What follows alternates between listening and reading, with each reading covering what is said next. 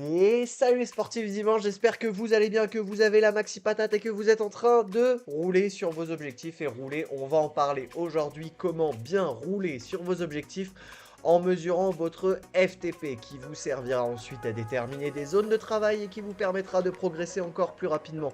Encore une fois, une introduction qualitative. Évidemment, on va parler FTP, on va parler puissance et je vais vous parler d'une expérience que j'ai menée cet hiver, mais en gros de décembre jusqu'à mars, et je tourne cette vidéo fin mars. J'ai uniquement pratiqué le home trainer à la salle de sport, fait de la musculation et du renforcement à la salle de sport. Et en gros, l'idée de cette expérience, c'était de voir si en 3 mois de salle de sport, c'est-à-dire imaginons qu'on n'ait ni vélo, ni home trainer, ni possibilité de rouler en extérieur, bref, rien pour faire en sorte de travailler en triathlon et de ne pas rien faire en hiver. Je me suis dit, comme en même temps j'ai déménagé à Lyon et qu'il y a une salle de sport littéralement en bas de chez moi, je me suis dit c'est l'occasion ou jamais. J'y suis allé, Basic Fit pour ceux qui connaissent, et on a été faire 3 mois d'entraînement intensif à la salle où pendant 3 mois, presque tous les jours, j'ai essayé de m'y tenir autant que possible. J'ai été à la salle, j'ai roulé sur leur home trainer et leur watt bike. On y reviendra juste après, c'est un peu particulier le watt bike. J'ai également fait des grosses séances de musculation au niveau des jambes. J'ai à chaque fois respecté la règle de progressivité en augmentant au fur et à mesure. Et je vais vous détailler tout ça dans cette vidéo. Voilà, une intro un peu longue. On va commencer directement, on va rentrer dans le vif du sujet, on va déterminer ensemble la base, ce que j'ai cherché à augmenter et pourquoi. Et ce que j'ai cherché à augmenter, c'est ma FTP. FTP, c'est pour Functional Threshold Power, ok? C'est de l'anglais, en gros, c'est votre puissance nominale. C'est-à-dire que c'est la puissance qu'un cycliste est capable de fournir sur une heure, la puissance maximale avant de ne plus rien avoir. Le test de base se fait en laboratoire, dure une heure et est extrêmement éprouvant. C'est très compliqué d'avoir des résultats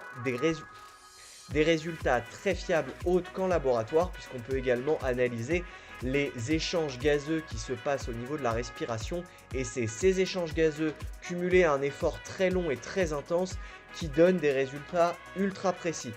Pour ma part, je n'avais pas tout ça, j'avais uniquement un watt bike de la salle de sport qui en plus chez Basic Fit sont pas toujours entretenus à la perfection, donc le guidon bouge, la selle bouge, voire s'enfonce. C'était pas idéal pour le faire.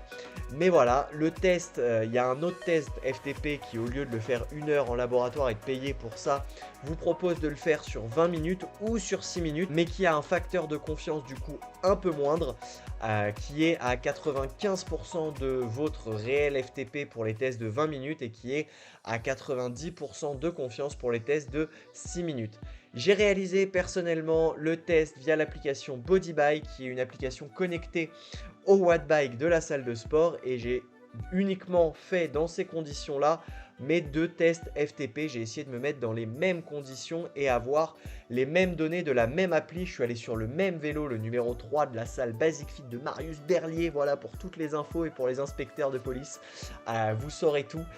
Et c'est uniquement là-dessus que je me suis basé. Maintenant que vous savez ce qu'est la FTP et comment est-ce qu'on la mesure. Et attention, la FTP est à différencier de la PMA. Les deux ne sont pas très éloignés et vous donnent des indications assez précises. C'est vraiment l'équivalent du test VMA. La FTP, c'est l'intensité maximale que vous pouvez tenir sur une heure. La puissance fonctionnelle, c'est une puissance un peu plus parlante. En gros, on est parti de la PMA et on a établi la FTP parce qu'elle est plus proche de ce que réellement vous allez pouvoir produire sur une sortie vélo route dehors.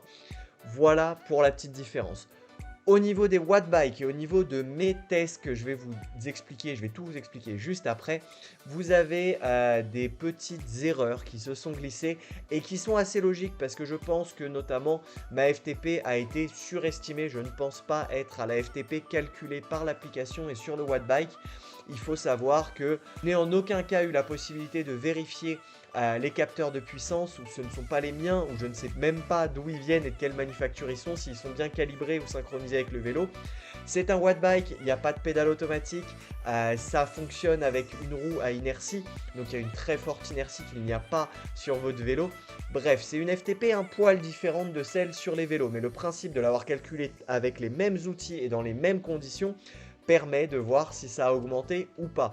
Donc peu importe finalement que ce soit ma FTP réelle sur le terrain ou pas, le fait est, et la question est-ce qu'elle a augmenté? Est-ce que j'ai réussi à l'augmenter ou non?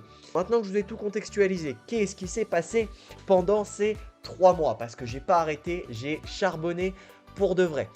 Premier mois, j'ai fait un test à blanc le matin, à jeun, de ma FTP. C'était un mardi matin. J'ai fait mon test FTP, j'ai commencé à aller à la salle. Et en gros, à la salle, je me suis dit, ok, soit je paye mon abonnement pour la salle et je vais faire des fesses, des cuisses et des mollets pour travailler tout ce qui va me servir en vélo. Mais je me suis dit, non, on va faire plus complet que ça. On va pousser avec un entraînement complet de tout le corps. C'est-à-dire que j'ai aussi bossé les biceps, les triceps, les pecs, les abdos, les quadris. Bref, j'ai essayé de tout faire et de faire en parallèle de ça ce qu'on appelle une prise de masse. C'est-à-dire que sur le vélo, la puissance est directement liée à votre poids. Et ce qui est intéressant après, c'est de développer des watts par kilogramme, c'est-à-dire la puissance par centimètre carré de corps. En gros, si on simplifie, c'est d'avoir le meilleur ratio poids-puissance possible. Et ça, je le fais dans un deuxième temps. Pour l'instant, je voulais juste augmenter la masse et augmenter du coup la puissance de manière significative. J'ai donc corrélé ça à un exercice de prise de masse. Pour information, ça n'a rien à voir dans cette vidéo, j'ai pris 8 kilos pendant cette prise de masse. J'ai très bien mangé, 8 kilos, pas de gras, uniquement de muscles, mais c'est surtout les jambes qui vont nous intéresser. Au niveau des jambes, je faisais toujours le même circuit chaque semaine, entre 1 à 2 séances du même circuit par semaine. J'ai fonctionné de la même façon et je l'ai structuré de cette façon-là, et vous pouvez le faire aussi comme ça. C'est-à-dire que je prenais entre 5 et 6 machines qui travaillaient quadri, cuisses, fesses, un peu mollets, ça dépendait des jours et ça dépendait de la course à pied à côté. Enfin voilà, j'ai aussi travaillé les quadris, les abdos, les pecs et les bras. Les machines que j'ai le plus saigné sont clairement la presse, le leg extension et les squats. C'est vraiment avec des fentes lestées aussi. C'est vraiment les 4 exos sur lesquels j'ai essayé de tourner au maximum. Et après, je travaillais les ischios, les quadris, indépendamment en fonction des exos. Et j'essayais de tourner un peu pour pas toujours faire les 6 mêmes exos. Mais en gros, j'avais les 4 exos de base, 2 exos en fonction de ma forme et de ma motive à faire sur ces séances-là.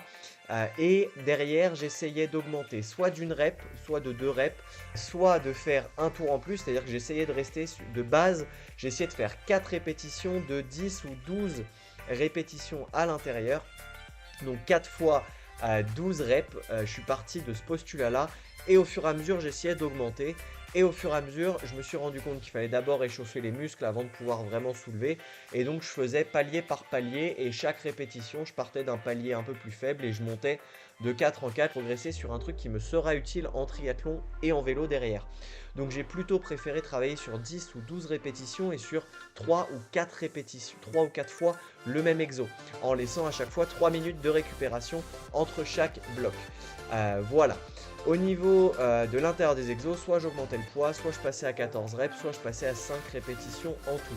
J'essayais de bouger un peu comme ça et voilà, de le faire aussi un peu au feeling et de me laisser un peu en fonction de ce que j'avais envie de faire le jour J dans la salle pour que ce soit efficace.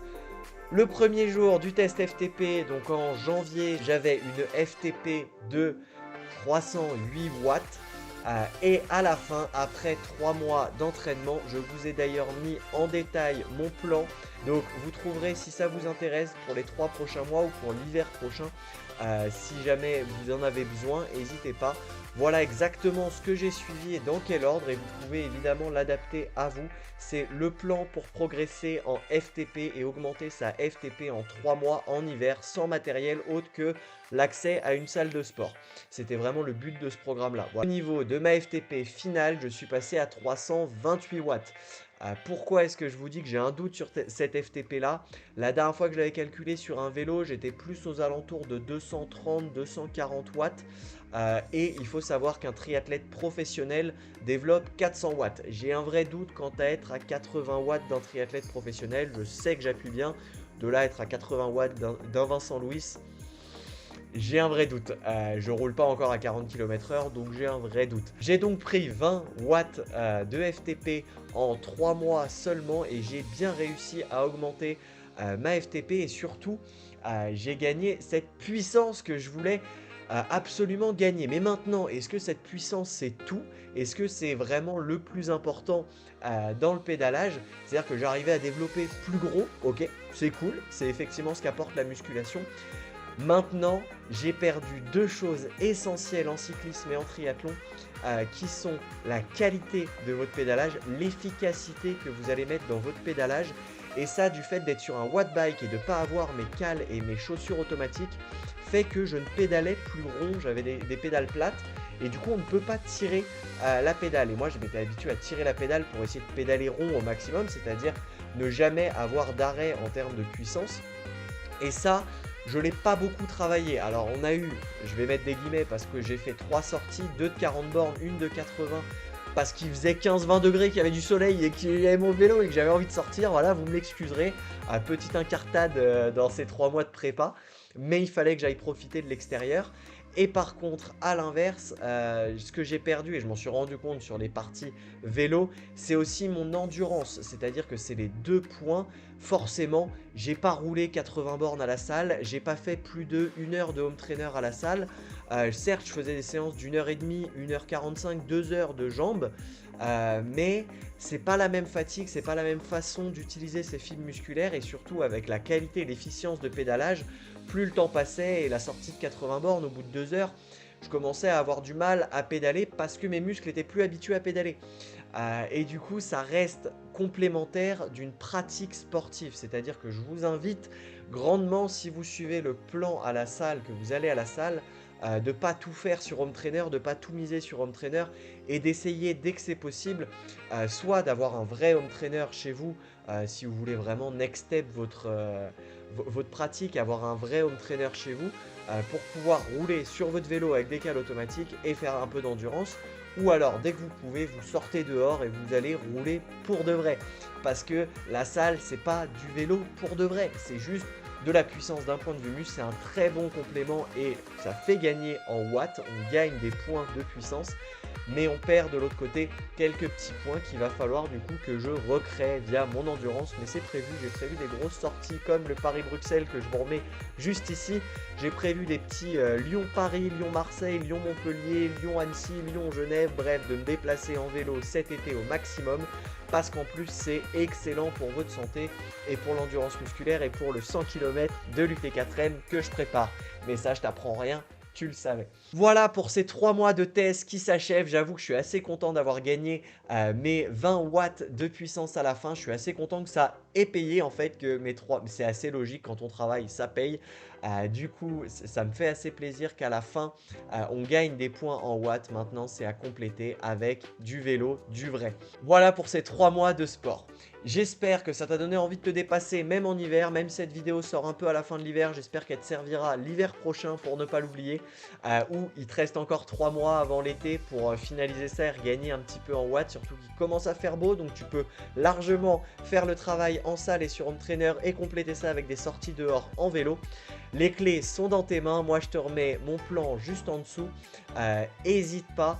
Si jamais tu as la moindre question, si jamais tu te poses des questions, si jamais, dis-moi en commentaire quelle est ta FTP aussi, savoir un peu voilà les différentes FTP qu'on puisse comparer, me dire comment vous entraînez l'hiver.